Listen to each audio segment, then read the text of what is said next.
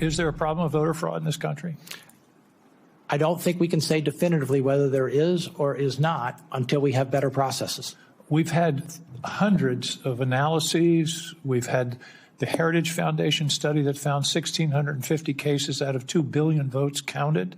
I would love for the American people to have incredible confidence in the integrity of our elections. I would too, and I would appreciate I'd like to work. If this administration would cease undermining that confidence. Alex, these are the guys that I think Anthony and I disagree on. He believes they're better. I think they're worse. I think they're scarier because Jay Clayton, from everything I've read about him, is smart enough to know that when Bill Barr says that the allegations of fraud are bullshit, I think Jay Clayton believes Bill Barr, not Donald Trump and the lunatics who were around him in sort of the fever dreams of the final days of 2020. I may be wrong about Jay Clayton, but I think that's where he would get his information from Bill Barr, not Donald Trump and Rudy Giuliani.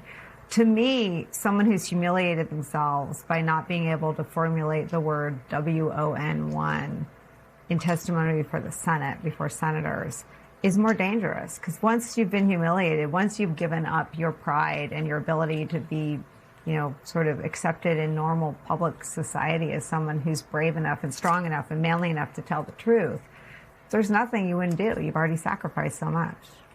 Yeah, I mean, I think Pete Hegseth, our Secretary of Men's Grooming and Secretary of Defense, is launching a testosterone program for men who may have low T. And I would suggest he starts with Jay Clayton and Todd Blanche first, because clearly they are so becucked to Donald Trump that they may benefit from some hormone enhancement. I mean, the idea that these guys are going to go out there and defend any of the principles of the Constitution when they debase and beclown themselves in front of an entire room full of sitting senators who are there to find out the truth about what they believe suggests to you that they have, you use the phrase manliness, morality, any kind of backbone whatsoever. I mean, I thought Jay Clayton was utterly pathetic yesterday, because it's clear he understands what the reality of the situation is. And yet his desire for power to serve as a stooge to this president, the most corrupt in American history, is so profound that he's literally willing to check that morality at the door. I mean, it's just such a profound embarrassment. And it is exactly those kind of people. When you wonder how a society declines, when you wonder how fascism is ascends, it's precisely from know-nothing, power-hungry, or actually I shouldn't say know-nothing because they know better, but power-hungry sycophants who are willing to do anything in the name of holding on to authority and serving the monstrous ego of the leader that they have, hitched their star to. And that's exactly what's on display. I have no confidence in either one of them, which is a long-winded way of saying I totally agree with you, Nicole. Okay, can I ask both of you guys a quick question? Prove me wrong. Prove me wrong, Anthony. It's not that I want to prove you wrong. I mean, you're making really valid points. I'm just, would you rather Bill Pulte in the job? I don't think there's a meaningful difference. I don't think that, because I don't think there's any. I don't think there's any. What I would say is I don't think there's any difference, because if Jay Clayton, who everyone says was normal, Mark Warner said he was a person that seemed rooted in reality.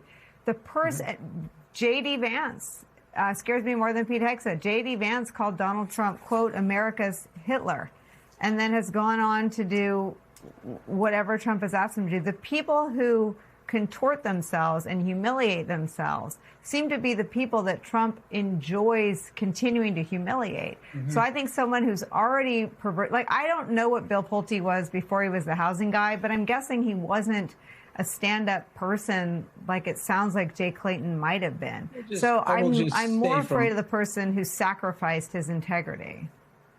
Okay, I will just say from my personal experience that we are in more danger society-wise with a Bill Pulte than a Jay Clayton. And I would say that he would be, in my opinion, a hockey goalie on some important issues and block some things that somebody like Bill Pulte wouldn't. But I think what's happening here is I'm morally equivocating, and you guys are upset about that, and you have a right to be upset about that. But unfortunately, in Trump world, you have to deal with the world the way it is, not the way we would want it to be. None of these people, just by what they're saying, with their testimony, it's disqualifying. But I know Trump well enough, and I'll say this to both of you. If Jay Clayton said Joe Biden won the election fair and square, he would have withdrew his nomination. He was told, I mean, I don't know this for a fact, I'm giving you my opinion, but I believe he was told by the White House that is a litmus test question. If you answer it in the wrong way, your nomination is going to be withdrawn. And the two of you are saying, well, yeah, well, then his nomination should be withdrawn. And I get that, and that would be better for him and better for his family. But it's better for the country that is Jay Clayton's in the position as opposed to Bill Pulte. You guys disagree? I'm just giving you my opinion because I've been there, and I've seen people like John Kelly, frankly, operate like a hockey goalie and block and defend things that were absolutely crazy from happening, and him actually stopping them.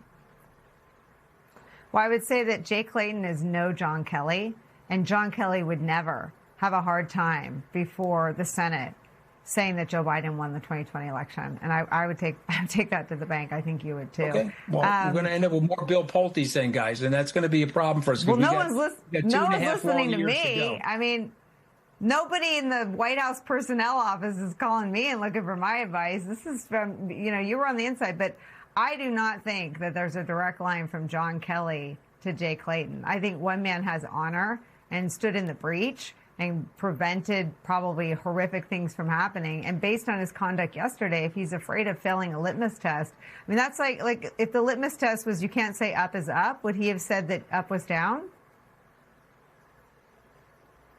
You've made your point. I'm just telling you the perilous situation that we're in, and I'm telling you that both classes are half empty. But in the case of a Pulte, there's like one drop of contact lens solution in that class, as opposed to some of these guys. So that's just me. But I hear you. I mean, listen, I'm sure that there are people listening that are throwing socks at the TV directly at my face and avoiding the two of yours. I'm just telling you what I dealt with. And I'm telling you where we are as a society right now. And I know Jay a long time, have a personal relationship with him. And I feel bad that he did that, but I know why he did that. Mm-hmm. You're here because you have inside knowledge. And so at the end of the day, I defer to what you know from being on the inside. I got burned. Nicole, listen, I paid the price. But one thing different than me, than guys like Pompeo and these other guys, they know better than to be supporting this guy. At least I admitted my mistakes and supported Joe Biden in 2020, supported and worked on Vice President Harris's debate prep in 2024, and have spoken consistently for the last 7 years against what Donald Trump is doing to the country. And during the break, I sent you something which is atrocious. The Trump media organization, Truth Social, is going to sell hedge fund managers millisecond advantages on Trump's tweets so that they can front run other people's trades. I mean, this stuff is just unbelievable that this is actually, going on with this level of impunity. So I find the whole thing reprehensible. But we got 30 months. That's a pretty long car lease in a lemon of a car that we're going to have to deal with. And it's a long time, guys. This is incredible. This is what you sent me. Trump media to sell, quote, faster millisecond access to Trump's Truth Social post starting August 1st, letting traders, hedge funds, and high-frequency trading firms pay for real-time millisecond access to Trump's Truth Social post. That's like the teleprompter guy on steroids.